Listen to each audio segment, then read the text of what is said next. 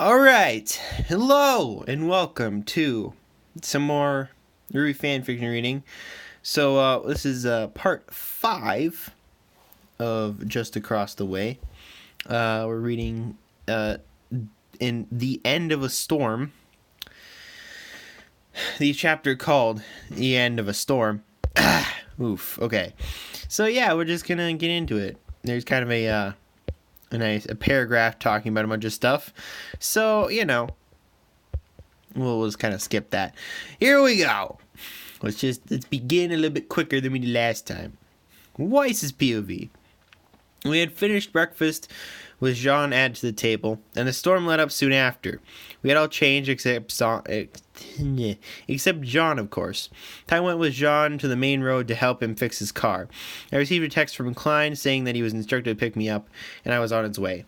I told Ruby, which earned me a pouty face. "Do you have to go already?" she asked for the third time, still pouting. "Ruby, I have a home and a family too. I can't just live here." I rubbed her head affectionately, but it was a bit weird. Ruby was actually slightly taller than me without my heels on. I hadn't really noticed it, but it couldn't be more than an inch or two. "So how long do you have left?" Ruby asked sadly. I giggled. "You're making it sound like I'm going to die. I'll visit another time," I said joyfully. Ruby hugged and then ran upstairs without saying a word. "Oh,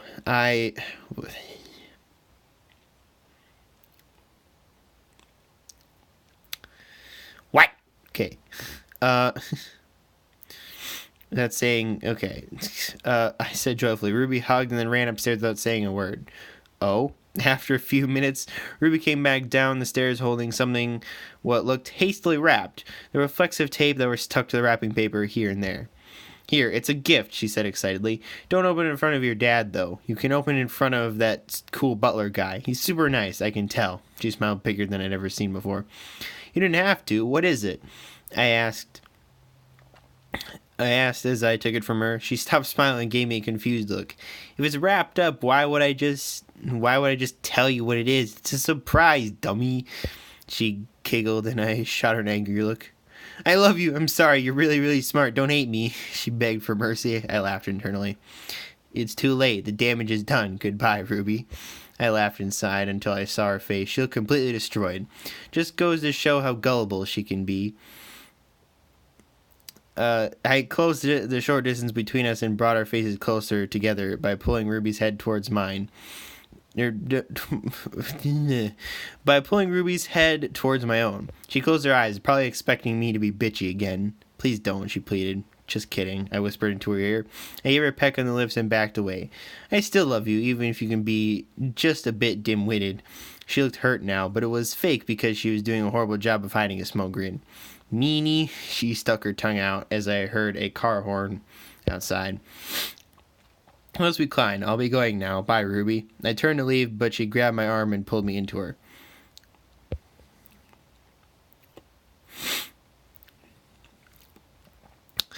Ruby's POV. "Must be Klein. I'll be going now. Bye, Ruby," Weiss said as she turned to leave. It felt like my heart was falling apart. It's not like I'd never see her again, but it still hurts a little. Before I knew it, my body was moving on its own. In seconds, I was holding Weiss in my arms, showing her more passion in one kiss than I had ever managed before.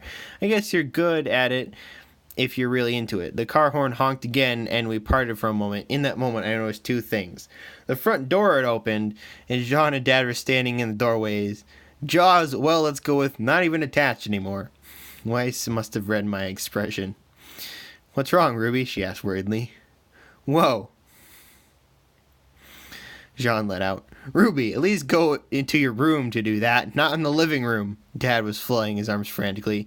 Upon hearing this, Weiss reeled out of my grip and ran out the door with the gift I gave her, and some suspiciously messed up hair. "It was nice meeting you, Ty. Nice seeing you, John. Bye. Thank you." She was in the car within 5 seconds of being out the front door.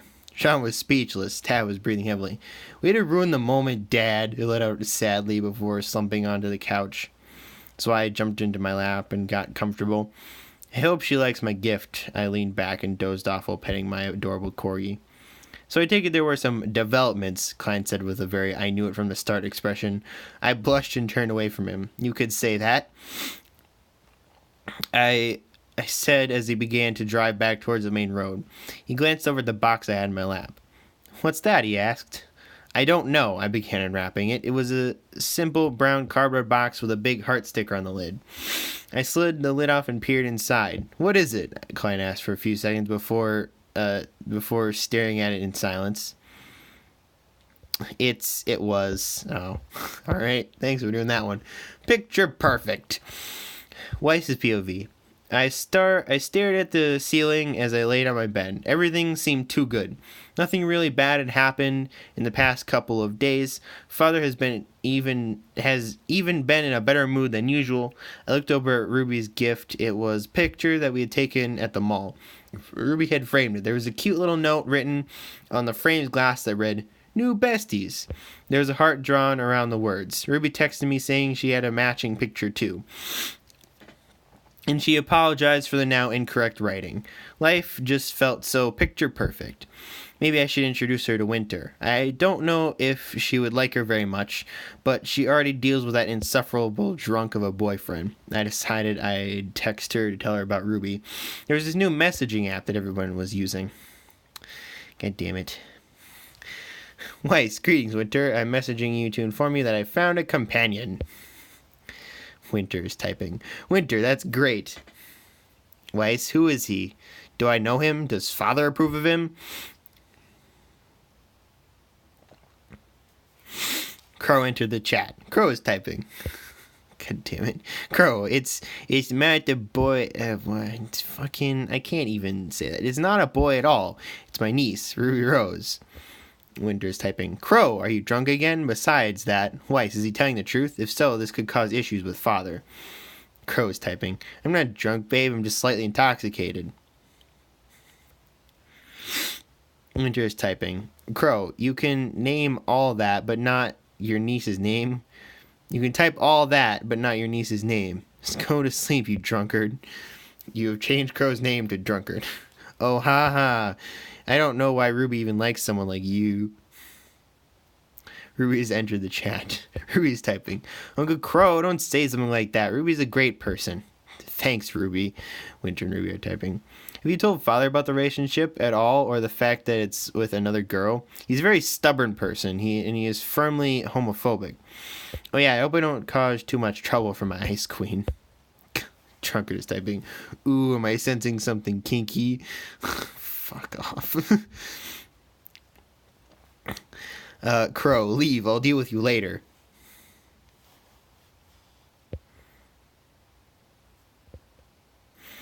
Ruby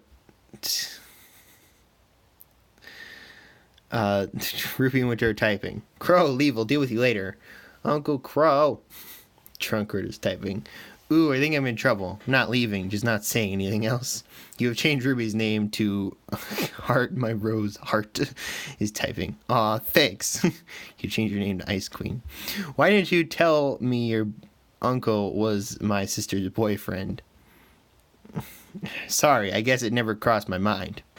It's fine. I'll find out something. I'll make Father understand. Yang Xiaolong. Yang Xiaolong has entered the chat. You've changed Yang Xiaolong's name to Name Too Long. Oh. Oh, very funny. Oh, God. I'm kind of skipping some of this here, but, you know. Why is your entire family here, Ruby? This chapter is dumb. I'm sorry. I can't deal with all this stupidity. Oh, God. This is so dumb. Skip all of this. It's so pointless. Like, basically after what I read, it's all pointless. Fuck! Go away! Alright, so this is an update. Doesn't have anything in it. A storm of a different sort. A bunch of question marks. I don't even know. What is going on? Okay. Father had called me to his study. What for, I do not know, but it's best not to question Father's wishes. I passed by my dear sister Weiss's room and found her sleeping soundly in her bed, her cell phone still in her hand. It's probably not a good idea to fall asleep with something so precious in your hand, dear Weiss, I said out loud, but not loud enough to wake her. I may not agree with some of my sister's questionable choices, but she was still family. I crept over to the side of her bed and carefully removed her phone from her hand. I sit on the bedside table. No, I don't want sprinkles. It's fine, Ruby, I'll pay, she muttered through her sleep. I had forgotten about her certain preferences, but it didn't concern me directly. Father would be furious. I carefully left the room just as quietly as I had entered it, but something was gnawing at my conscience. Should I tell Father? I know I could get benefits out of this, right? Out of this development, but is it right? Father can dictate a lot of our lives, but that is not something he should be allowed to interfere with. A crisis of conscience, right? I don't know. Whatever. I continued my walk to Father's study. My thoughts were troubling. But I should focus on what lies ahead. Have I done something wrong? I do not recall disobeying Father's wishes in the recent past. I reached his study door and inhaled deeply. Just agree with him. Give him what he wishes, I told myself quietly. I reached down and turned the knob. I entered this room silently, and Father looked up from his computer. Whitley? He said, nothing else, just my first name. Yes, Father? I asked with the refined tone that was expected of me. It was rare that I did not use his manner of speaking. It had become the norm. It has come to my attention that Weiss may have differing preferences in people, he said slowly, choosing his words carefully. I do not understand what you mean. Could you elaborate, Father? How had he found out? I do not know, but this could spell trouble for Weiss. I had this question answered when Father turned his computer monitor to face me. It depicted a news article. Heirs to the Schnee Mining Company gay? I felt a tinge of anger welling up inside me. The Schnee family was always in the spotlight for one reason or another. Good or bad, the Schnee was a relatively commonly talked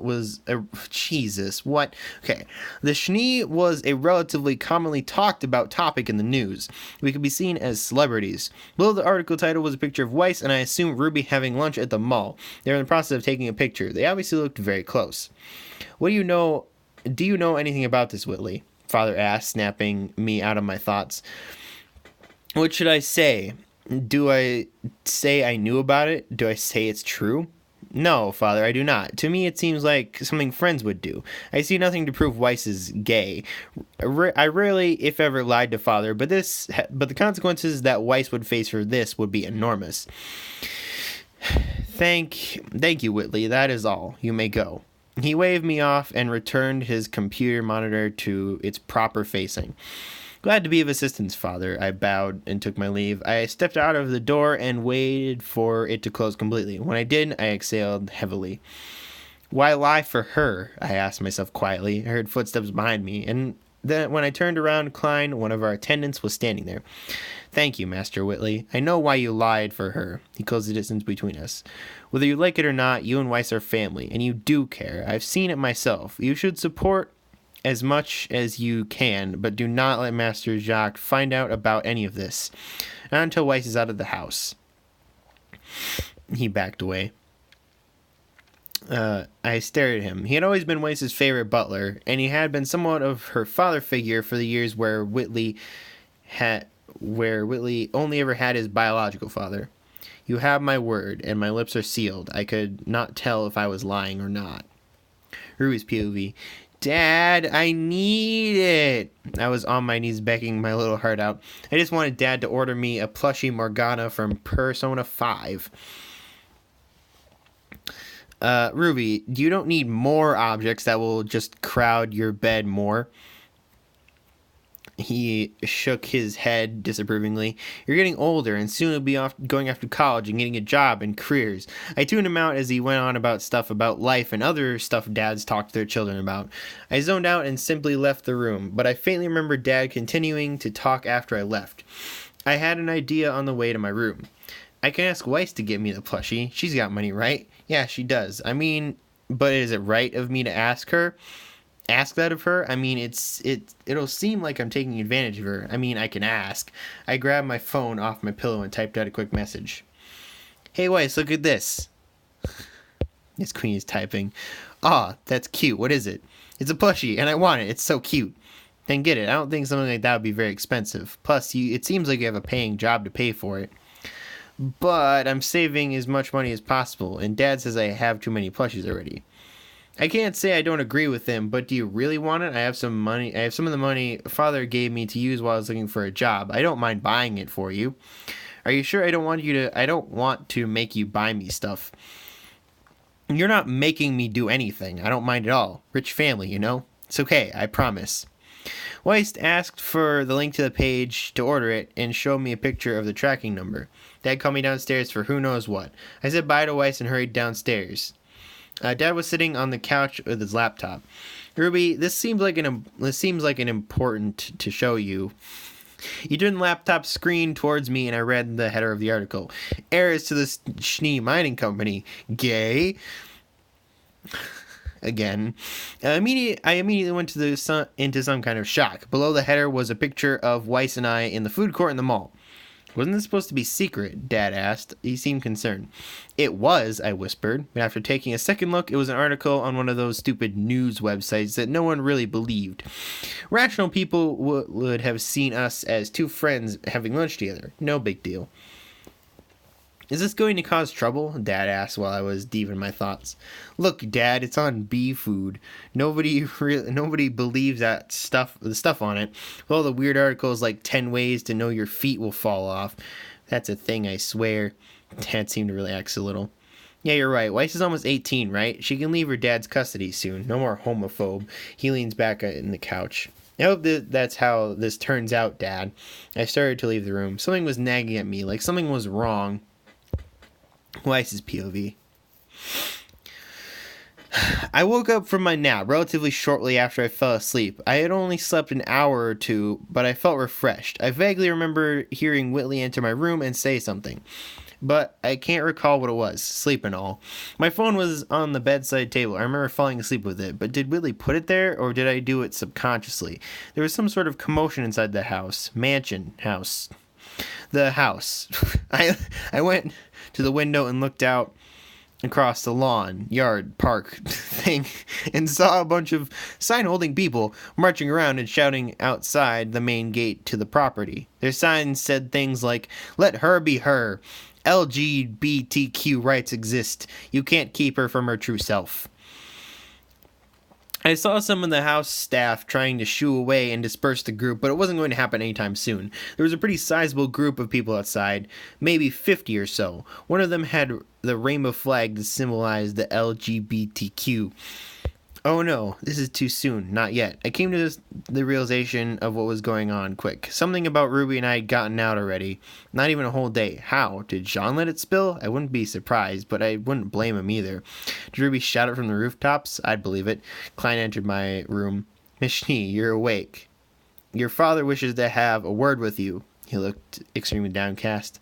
Oh, I can't think of why. I cocked my head toward the window. Klein simply nodded. He turned and stepped out the door. Good luck, princess. He sounded scared and walked off quickly after that. Oh, okay. So we have one more chapter. It's just a bunch of updates. Yeah, it's a little disappointing, but yeah. Mini chapter, Eye of the Storm. Weiss's POV. The walk to Father's study was long and cold. I wasn't wearing shoes, so the tile floor seemed to emanate ice. It wasn't that much different than what seemed to emanate from my father. Klein didn't walk with me. It gave an eerie sense of emptiness, but this home of mine did that often.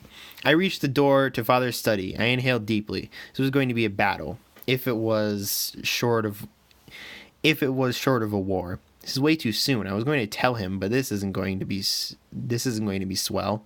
I turned the knob slightly.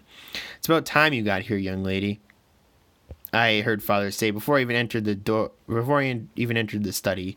I entered the room and closed the door behind me. I noticed another person in the room. It was Police Chief Ironwood. He looked incredibly annoyed and tense. Jacques, I can't get rid of these people. They have a right to protest. they have a right to protest, nor are they on your private estate. In my opinion, they're in the right, Ironwood said, as if I hadn't even interrupted the conversation in the first place. James, I don't care what strings you have to pull. Get rid of these people as soon as possible, Father said, slamming his fist on the table. Ironwood was a family friend. We had gotten to know him after some thefts happened on the Schnee estate.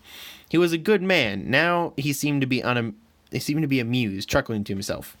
Jacques, you may be rich, but you have no authority over the police. No authority over me. I'll be taking my leave. With that, Ironwood stood up and walked in my direction towards the door. He stopped next to me and leaned over to be about level with me. If his temper gets out of control, call me, call us. We'll help you. I know how your father gets. If he abuses you in any way, let us help you. He whispered in my ear. Once he finished, he straightened his back and left the room silently. I turned my attention back to Father. He was standing at the window, looking at the protesters. He turned to me. You're going to explain this right now, Weiss. If I don't like what I hear, there will be consequences, severe ones. I swallowed hard. So, that is it. Apparently it was last updated July of this year. Oh, the past year, obviously. 2018, which I don't think is exactly true. I think this was updated, like this part right here was relatively recent in terms of like November of 2018, but still. Hopefully this gets updated more. Hopefully the story gets finished because it's really good so far, and I can imagine it being it being pretty good for at least a little bit longer, but we'll have to see. It's I don't know.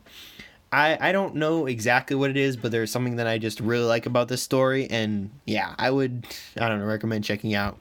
Also probably reading the updates to possibly understand why the story isn't really coming out that consistently and all that. So yeah, I'm not gonna really get into it, but hopefully the author decides that this is, it's not really that important, really, compared to some of the other things that can happen. But yeah, hopefully they decide that they want to continue and at least finish the story. So yeah, that'll be the end.